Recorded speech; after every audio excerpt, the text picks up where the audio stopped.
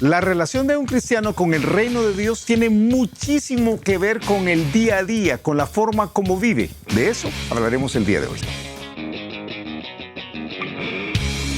El reto de hoy. Acompáñanos en esta conversación dinámica para entender mejor cómo vivir nuestras vidas a la manera de Dios.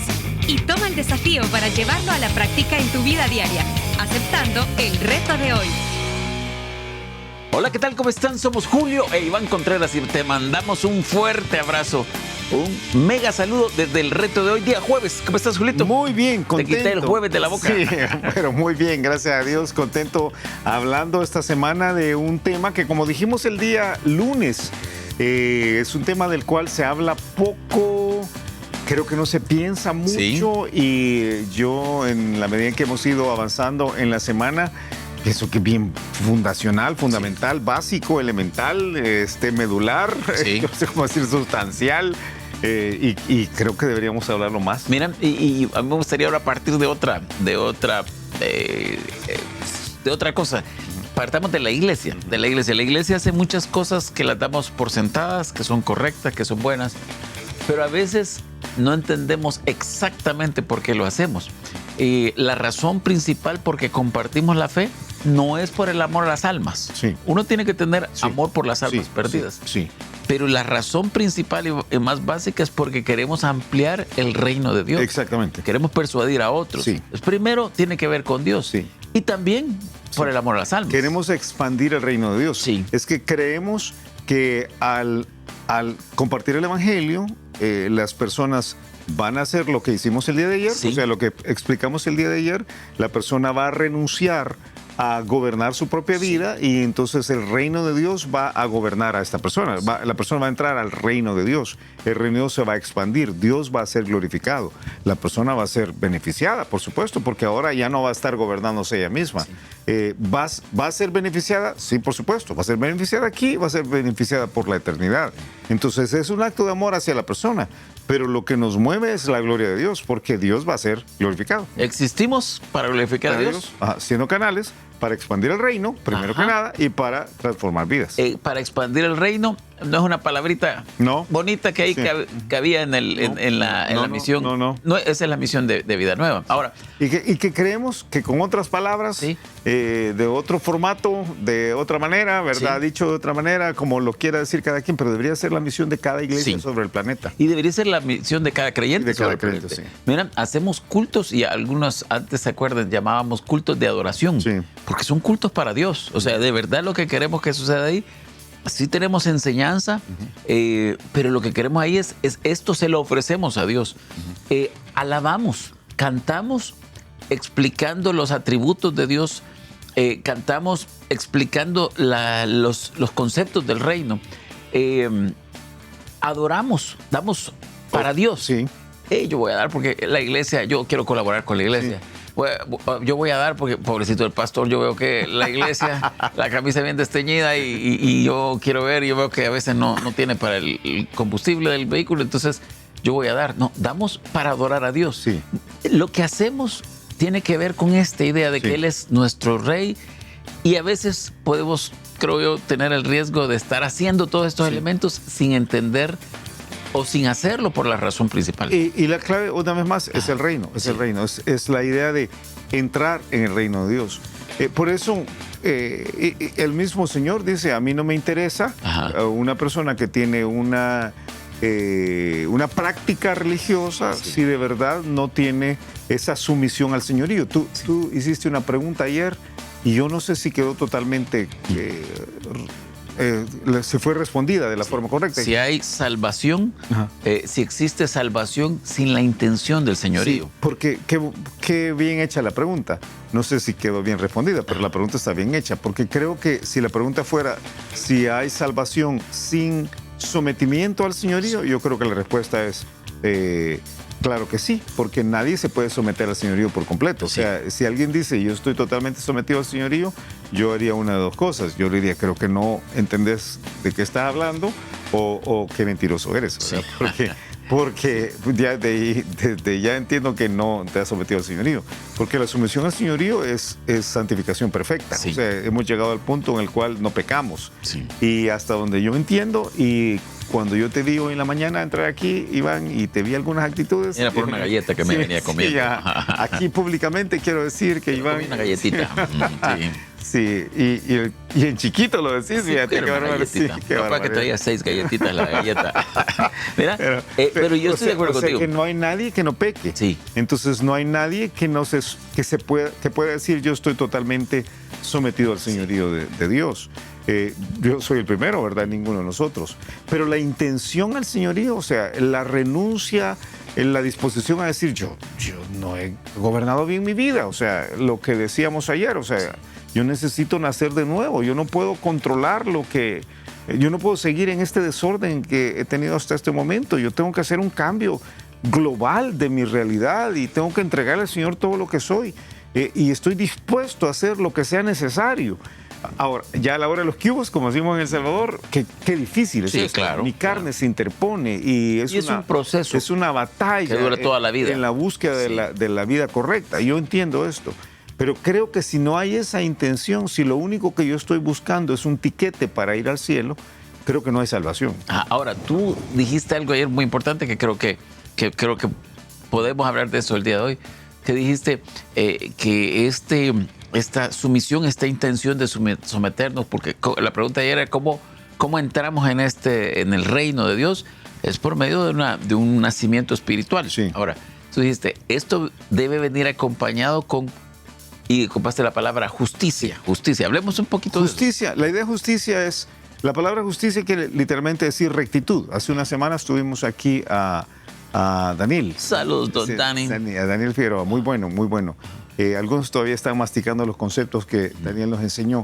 En todos estos conceptos, una de las cosas que Daniel tocó apenas ahí fue la idea de justificación. Sí. Y decíamos ahí que una buena forma de entender justicia es la idea de rectitud. Ninguno de nosotros es justo, ninguno de nosotros es bueno, ni aun uno. Sí. Pero la vida cristiana, la sumisión al reino, es precisamente la búsqueda de enderezarnos, Sí. si puedo decir así. Sí. Si la justicia es la rectitud, y todos nosotros somos Algo panditos. algo bastante pandos, ¿verdad? Y árbol que crece torcido, no es cierto que su rama nunca endereza porque el proceso de crecimiento de la vida cristiana es precisamente un proceso de enderezado, pero no de pintura, sino que solo de enderezado. Okay. Es un proceso de enderezado en el cual yo voy tratando cada día de irme mejorando, pareciéndome un poco más a Jesús, que esa es una frase que hemos usado en el reto de hoy durante muchísimos años, porque es lo que la Biblia enseña. Yo quiero ser un poco más como Jesús antes de terminar el día. Yo quiero dejar de ser, otra forma de decirlo sería, yo quiero dejar de ser cada día un poco más como fui ayer yo. Sí. O sea, yo quiero dejar de ser lo malo que fui ayer, que quiero dejar de parecerme a Julio Contreras de ayer. Sí. Y quiero parecerme un poco más a Jesús. Otra palabra grande sería santificación progresiva, ¿verdad? Quiero caminar un poquito en esto. Entonces, en ese proceso de justificar, de ser un poco más justo, que no es religión otra vez, que no es legalismo otra vez, sino que es la obediencia, yo me voy sometiendo a Jesucristo. Y dice Jesús en Mateo capítulo 5, versículo 20. Bueno, él está hablando, ¿verdad? De manera, versículo 19, de manera que cualquiera que quebrante uno de estos mandamientos muy pequeños y así enseña a los hombres, muy pequeño será llamado en el reino de los cielos, mas cualquiera que los haga y los enseñe, este será llamado grande en el reino de los cielos.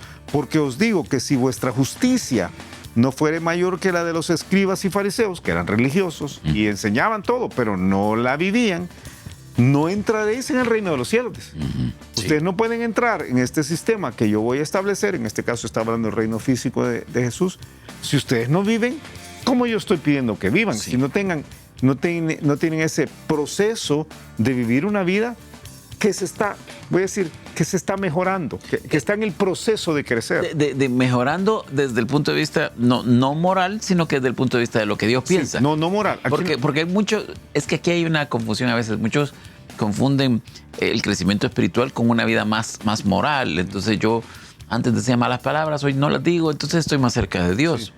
Sí. ¿Y por qué no les decís? Porque así me mejoro. Sí. Pero es que eso no es más bien yo debo entender que si yo digo algo, hablo de una forma incorrecta, yo ofendo a Dios y me trato de alejar. Yo te he contado esta historia antes, solo para ilustrar lo que tú estás diciendo. Yo te he contado la historia, creo que lo conté una vez aquí, pero para mí ilustra mucho.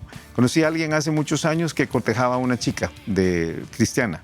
Este chico de lejos no parecía cristiano, de cerca no cabía duda. No cabía duda. Pero ella estaba interesada en él y él estaba interesado en ella, obviamente. Y ella estaba interesada en que él pareciera cristiano porque habían emociones ahí. Entonces un día, y él estaba interesado en parecer cristiano para que ella dijera que sí, ¿verdad? Sí. Tú has visto muchísimas veces. Entonces, y todos los que estábamos alrededor, le gruñían. Sí, le gruñíamos, ¿verdad? Hacíamos el papel de hermano Doberman, ¿verdad? Ahí estaba el lobo y la oveja. Sí, y el perro, ¿cómo se llama? El perro ovejero. Pero éramos una jauría de ovejeros, ¿verdad? Todos alrededor estábamos preocupados. Pues un día él regresa, ellos regresan y hacen una salida, ¿verdad? Al campo. Y entonces regresan y ella viene diciendo, yo estoy seguro que fulano de tal ha llegado al Señor. Él no ha hecho una producción de fe ni nada, pero llegaba esto. Ha llegado el Señor. ¿Y por qué? Es que fíjense que cuando veníamos de regreso, atropelló una gallina. Entonces, atropelló una gallina. Es bien difícil atropellar gallinas. Atropelló una gallina, es muy efectivo él. Entonces, atropelló una gallina. ¿Y saben qué hizo? Sí, se detuvo para recoger la gallina y pagar la gallina a la señora dueña de la gallina. Eso es de cristiano, dijo. Él tiene que ser un hombre nacido de nuevo para eso. Entonces yo pensé, pues, no, yo no creo que esa es una evidencia de la fe, pero para ella... el que había hecho algo correcto. El acto moral. Algo justo, en este caso. Que era correcto. O sea, yo celebro... que cenaron sopa de gallina ese día. O sea, creo que aplastada. Muy bueno. O sea, realmente... deshuesada.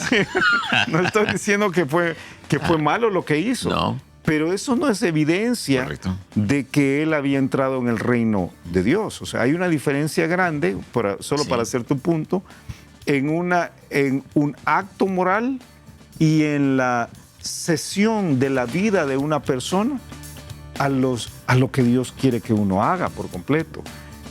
A veces la cesión de la vida de una persona se manifiesta en cosas pequeñas, yo estoy de acuerdo, pero es ese rumbo grande.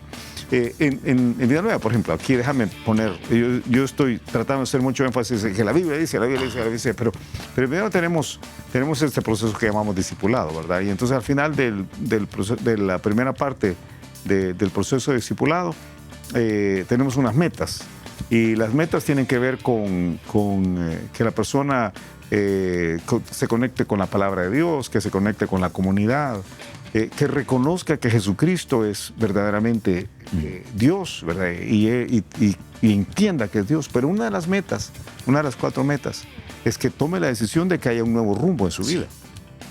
Y que ese rumbo sea el rumbo que Jesús pide para ellos. O sea, que si antes iba en una dirección, en la dirección que traía en la vida. Sí, en la propia que uno ha elegido para uno. Sí, que ahora vaya en el rumbo nuevo, en el rumbo de Jesús. Que Dios tiene para mí. Que Dios tiene para él. Que ese rumbo a veces tiene que ver con que si había un amante, ya no hay un amante. Si tiene que ver con que si había un vicio, ya no hay un vicio. Y a veces va a tener que luchar contra ese vicio. Sí. Y a veces va a tener que luchar contra que la amante o el amante o el estilo de vida de amantes, que no es diamantes, sino que de amantes, es complejo dejarlo.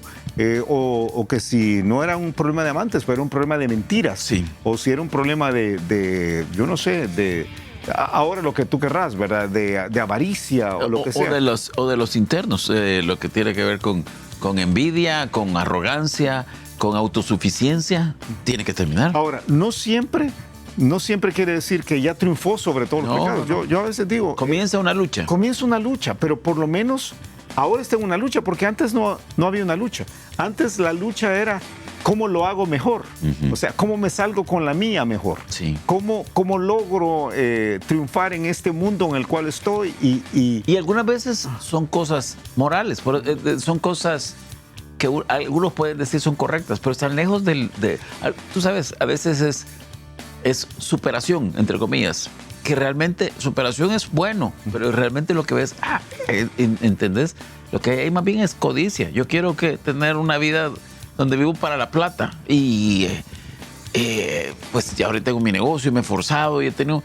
Pero mi corazón está puesto para seguir el dinero. Bueno, de hecho, Jesús en Mateo 5:20, el pasaje que te acabo de decir, dice, habla de los escribas y los fariseos, que los escribas y fariseos tenían vidas morales muy buenas, sí, muy, muy buenas. Pero él mismo los acusa en algunos momentos, pero ustedes son bien avaros.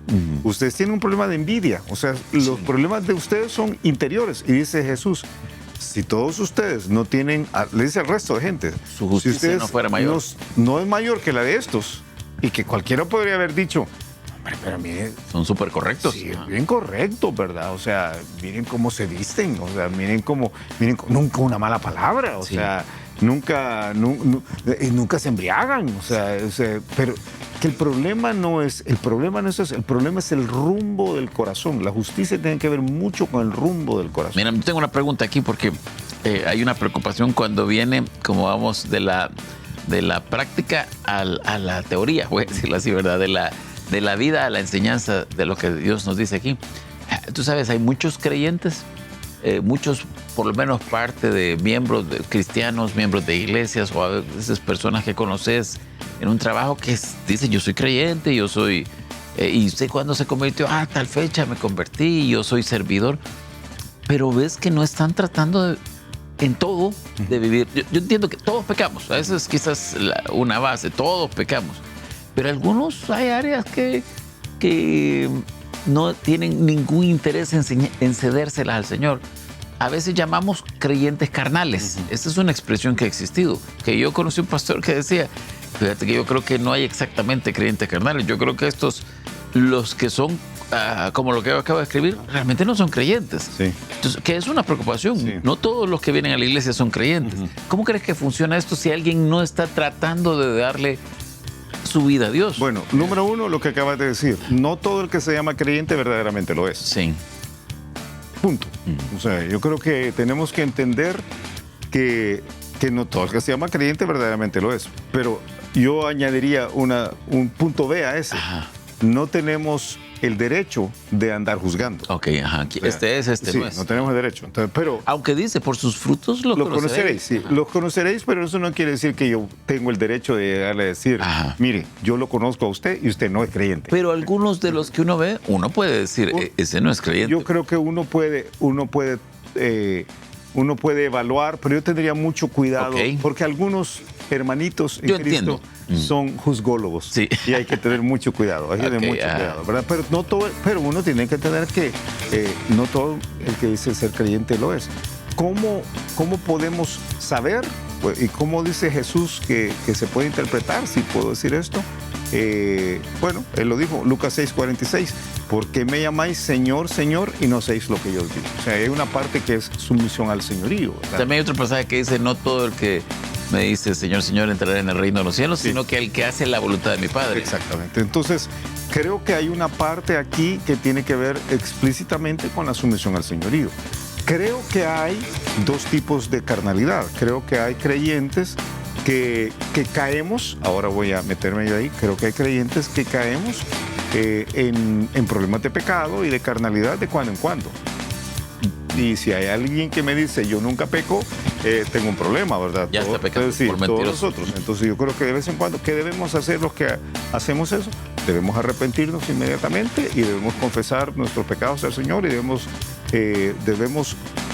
recomponer esta relación, porque hemos salido del reino de Dios en ese momento. Dios ha dejado de reinar en esa área y tenemos que arreglarlo. Creo que hay un problema de carnalidad, sí, pero creo que hay algunos creyentes que se han abandonado a eso de manera sistemática. Yo no creo que es parte de la... Entonces, uno es problema de naturaleza, no son creyentes. Uno es problema de naturaleza, no son creyentes. Otros es problema de... Voy a decir, de permitirse, de permitirse. Creo que no es necesariamente un hábito es un desliz, es un descuido en algunas ocasiones. Enfriamiento de la relación. A veces es parte del proceso que no han terminado de madurar. A veces uno no está maduro, sencillamente. Los que estamos ya viejos no nos debería de pasar tan a menudo, pero nos sigue pasando, esa es la mera verdad. Entonces hay que tener mucho cuidado. Pero hay algunos que se han desconectado de la relación con el Señor y se han abandonado a la carnalidad. No es que tengan una naturaleza carnal, porque yo conozco a algunos que dicen, sí, yo soy carnal. Como decir, mire hermano, yo mido 1.40 y por eso no alcanzo ese estante que está allá a 2.30. Eso no es cierto. O sea, eso es como decir, yo nací chiquito, fíjese, y por eso no alcanzo a llegar allá. Eso no es cierto. Esa es la decisión de la persona que ha decidido desconectarse del Señor. Ellos tienen que arrepentirse de su pecado. Ok, tiempo. Escuchamos el reto de hoy. El reto de hoy es entender que uno tiene la responsabilidad de mantener una relación con Dios sana en todo momento para mantenerse dentro del reino de Dios. Que el reino de Dios es responsabilidad de nosotros guardarlo y mantenerlo en la relación que tenemos con Él. Y que si nosotros cometemos el error de desconectarnos de esa relación de la cual estábamos hablando hace un ratito, vamos a pagar las consecuencias, aun si somos creyentes. Que aquellos que tenemos tiempo de estar en el Señor, tenemos más responsabilidad. Aquellos que están creciendo, creo que es un asunto de mantener viva la relación con Él todo el tiempo. Y algunos que después de unos años se han dado cuenta que se han desconectado de Él, es el momento de arrepentirse y de volverse a conectar. Hay unos cuantos que tienen que abrir los ojos y darse cuenta que realmente nunca tuvieron una relación con Él. Tremendo. Y a ti que nos ves, a ti que nos escuchas, te animamos. Si tú eres un creyente y hay áreas de tu vida que definitivamente te has dado perdidas y no están siendo gobernadas por Dios, sino que completamente has aceptado que son así, pues no tienes que seguir en ese proceso y tienes que tomar la decisión de decir, Señor, yo te pido que me perdones, que me limpies y tratar de cederlas al control del Espíritu Santo. Así que te animamos. Esta semana hablando del Rey y su reino. Creemos que es tan importante en mantener esa relación fresca. Y mañana vamos a hablar de lo importante que es ayudar a otros a mantener esa relación fresca, porque al hacerlo vas a ver que tú mismo te mantienes conectado con Él. Que pases un excelente día y nos escuchamos mañana a la misma hora. Gracias por habernos acompañado y ahora te animamos a que aceptes el reto de hoy en tu vida. Nos encontraremos de nuevo en el reto de hoy.